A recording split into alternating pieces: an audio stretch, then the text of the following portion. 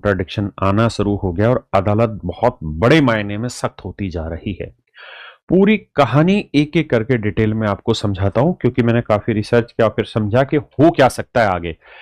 इस समय सबसे ज्यादा जो वीडियोस आ रही हैं वो ये कि भाई पेपर तो 17 नवंबर का कैंसिल समझो, हर हाल में 17 नवंबर को ग्रुप डी का पेपर नहीं होगा, क्योंकि माननीय अदालत ने स्टे लगा रखा है। लेकिन मैं आपको बताने जा रहा हूं हकीकत क्या है। वीडियो को बड़े ध्यान से देखिए और आपके लिए बिल्कुल फ्री ऑफ कॉस्ट चीजें मैं आपको बता रहा हूं। देखिए मेरे प्यारे बच्चों, ये जो सारा केस वाला सिलसिला है, आप जानते हैं आईटीआई और नॉन आईटीआई के बीच में स्टार्ट हुआ।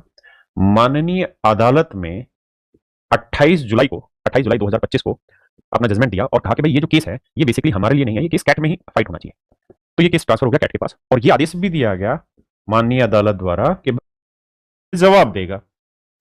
आपने कहा जी बात ठीक है।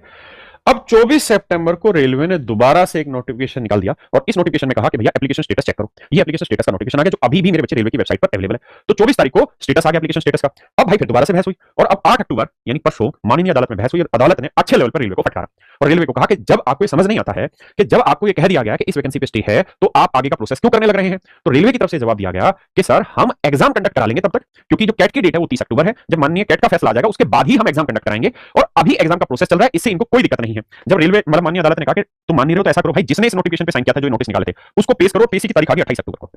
28 अक्टूबर को तारीख दी गई है कि भाई 28 अक्टूबर को दोबारा इस चीज पे उस आदमी को बुलाया गया जिसने इस नोटिस पे साइन करके भेजा हुआ है। तो इसी चक्कर में विवाद हो रहा है और आपको आज के लिए भी मैं बता दूं, आज मेरे प्यारे बच्चों माननीय सुप्रीम कोर्ट में इस चीज पर बहस हो रही है, क्योंकि जिन्होंने ये सारा कोर्ट केस किया उन्होंने सुप्रीम कोर्ट में भी इसके ऊपर फाइल कर दिया है और आज माननीय सुप्रीम कोर्ट में भी इसको लेकर बहस हो रही है कि ये सही हो रहा है या गलत होने लगा है। अब असली लड़ाई ये है कि रेलवे बहुत हद तक दारमदार कर रही है 30 अक्टूबर पर, और जहां तक मुझे इंटरनल इंफॉर्मेशन है या जहां तक मेरी समझ है, मैं समझ सकता हूं कि 30 अक्टूबर को फैसला आ जाएगा और फैसला वही आना चाहिए या वही आएगा जो रेलवे सोच रहा है, क्योंकि रेलवे सोच रहा है तभी एग्जाम प्रोसेस करने जा रहा है। अब बहुत बड़ा विवाद यह है कि क्या 17 नवंबर से पेपर स्टार्ट होगा या नहीं होगा। मेरे हिसाब से मैक्सिमम चांस है, मैं 99% चांस कह सकता हूं कि 99% केस में एग्जाम होगा और रेलवे ये एग्जाम कंडक्ट कराएगी। कारण अभी तक 2025 का एक भी एग्जाम इन्होंने कंडक्ट नहीं कराया, 2025-26 की वैकेंसी का।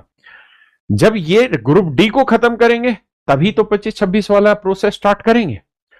तो मेरे नन्हे मुन्ने प्यारे बच्चों, आप विश्वास रखिए रेलवे पे, क्योंकि हमारा जो एग्जाम कंडक्ट करा रही है वो रेलवे करा रही है। अगर रेलवे इन सारी चीजों के बाद अगर डरा होता तो ये सारे नोटिस अभी हट चुके होते रेलवे की वेबसाइट से। लेकिन मेरे प्यारे बच्चों कोई भी नोटिस नहीं हटा है। इसका मतलब रेलवे इतना समझदार है कि उसे पता है कि 30 अक्टूबर की तारीख में वो अपने पक्ष को बहुत मजबूती से रखेंगे और रेलवे का एग्जाम कंडक्ट करा लेंगे। मेरा आप लोगों को सुझाव ये है, आप अपनी तैयारी मत छोड़िए और मैं अपने सभी साथी अध्यापकों से भी बात कहना चाहता हूं।